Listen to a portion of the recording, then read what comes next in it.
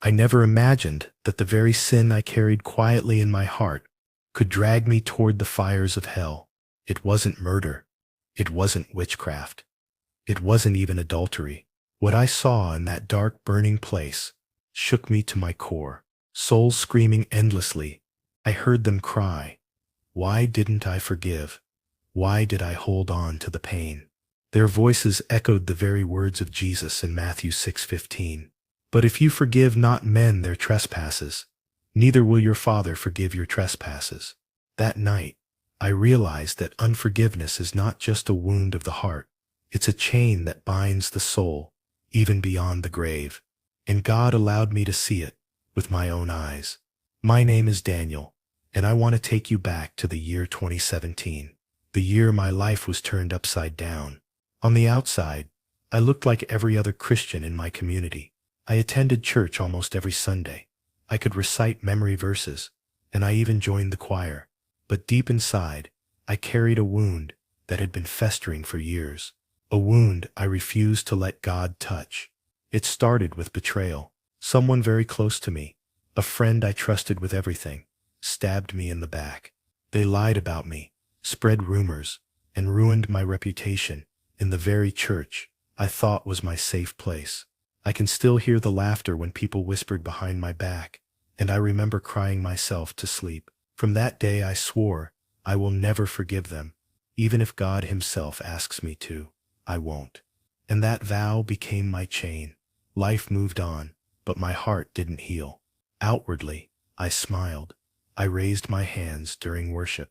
I prayed with others, but my prayers were shallow. My songs were empty. Deep down, I knew I was faking it. I became a lukewarm Christian, close enough to church to feel safe, but far enough from God to ignore conviction. I started excusing myself. It's only unforgiveness. It's not like I killed anyone. I compared my secret sin with the sins of others. If a brother fell into fornication, I judged him. If someone lied, I shook my head. All the while, my own heart was filled with bitterness, anger, and silent hatred. You see, I had memorized Matthew 6:14-15 since childhood. If you forgive others their trespasses, your heavenly Father will also forgive you. But if you do not forgive others, neither will your Father forgive your trespasses. I could quote it, but I never let it sink into my heart. I always thought, God understands my pain. Surely, He won't hold this against me. But pain slowly became poison. It affected how I treated people. I grew suspicious of everyone, easily offended, quick to anger. My family noticed I had changed, but I brushed it off. Inside, I was rotting spiritually. And the truth, I didn't really believe in hell. I thought hell was just a story pastors used to scare us. I thought God was too loving to send anyone there. I told myself, I go to church. I'm not a criminal. I'll be fine. But I was blind. Blind to how far my heart had drifted from God. Blind to the weight of unforgiveness that was pulling me down like an anchor. Looking back now, I see it clearly. My unforgiveness had become my idol. I worshipped my pain more than I worshipped God. I replayed the betrayal over and over until bitterness was my daily bread. And though I didn't realize it then, that bitterness was slowly carving a path, a dark path that led straight to hell. I thought I was in control. I thought time would heal me, but time only hardened me. And that hardness set the stage for what happened next. The night everything changed. The night I came face to face with eternity. It happened on a rainy evening in October 2017. I had been sick for weeks, with a strange fever that medicine couldn't cure. My family thought it was malaria. The doctor said it was just stress. But deep inside, I felt something darker pressing on me. That night, as thunder rolled in the sky, my body grew weaker. I struggled to breathe, and my vision blurred. I remember whispering, God, help me. And then, silence. My chest stopped rising. My heart stopped beating. I slipped out of my body. At first, I was floating above my bed. I saw my family crying, shaking my lifeless body. I tried to reach out to them, but my hand passed right through. That's when fear gripped me. Suddenly, the room grew darker, and I felt a pull, like invisible chains, dragging me downwards. I screamed, but no sound came out. The darkness around me thickened. I was falling, deeper and deeper, through a tunnel that seemed endless. The air grew heavy, filled with the smell of sulfur, like burning matches and rotting flesh mixed together. I heard sounds, faint at first, then louder, wailing, groaning, the grinding of teeth, chains, rattling. Every cry pierced my soul like knives. And then I landed. The ground beneath me burned like hot coal, yet it didn't consume me.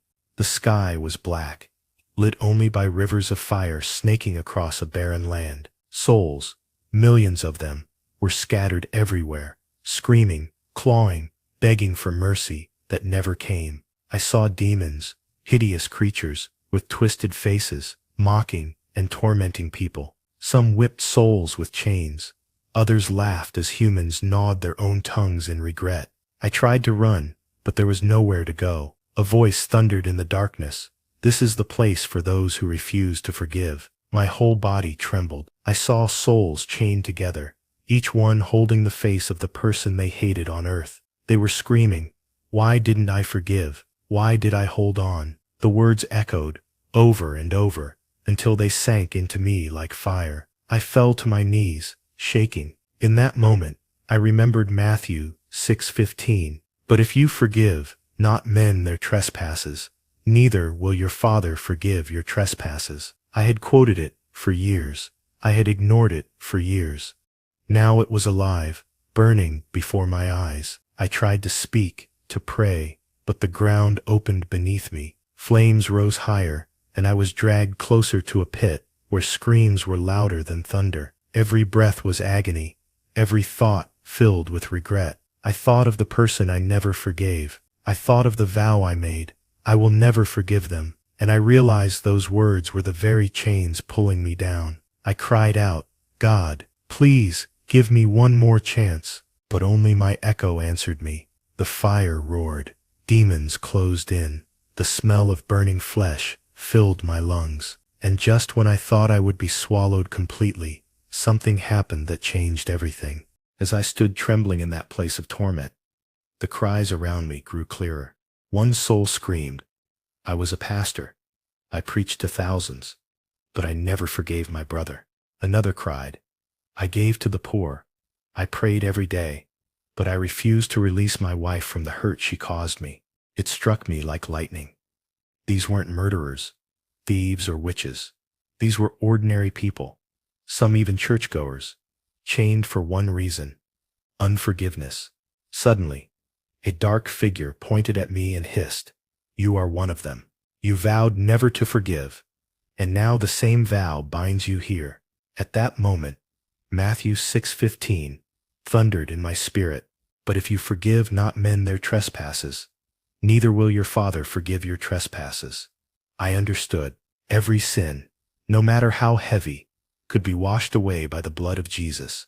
But the one sin God cannot forgive is the sin you refuse to release. Unforgiveness locks the door of mercy from the inside. I broke down weeping, realizing my bitterness was not just hurting me on earth.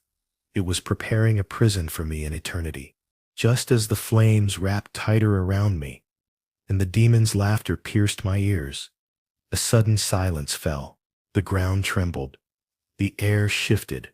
From above, a light brighter than the sun burst into that dark pit, scattering shadows like dry leaves in a storm. The demons shrieked and fled, covering their faces. In the center of the light stood a figure clothed in white, his face shining with love and authority, his eyes like fire yet filled with mercy. I knew instantly it was Jesus. The moment his presence filled that place, the fire lost its heat, and for the first time since I had left my body, I felt peace. I fell on my face, weeping uncontrollably. Then I heard his voice. It wasn't just sound, it was life. His words wrapped around me like a blanket, yet pierced through me like a sword. He said, "Daniel, your time has not yet come, but I brought you here to see what many ignore. Go back and tell them, unforgiveness is poison. It binds the soul. My blood can cover every sin, But if they refuse to forgive others, they close the door of mercy against themselves. Tears streamed down my face as I shook my head. Lord, I was wrong. I held on to pain instead of your word. I thought I was justified. Jesus looked at me with eyes that saw every wound, every scar. I know your pain. I saw the betrayal. I saw the lies spoken against you. But Daniel, I forgave those who spat on me, who nailed me to the cross. How can you call yourself mine if you refuse to forgive? His words cut deeper than any wound I had ever felt. I saw flashes of my life, the bitterness, the anger, the coldness in my heart. I saw how many prayers were blocked, how many blessings I lost, all because I clung to unforgiveness. Then his tone grew urgent. Tell my people, many worship me with lifted hands, but chained hearts. Many pray for mercy while refusing to show mercy. If they die with unforgiveness, they will join the cries you just heard. Warn them, time is short.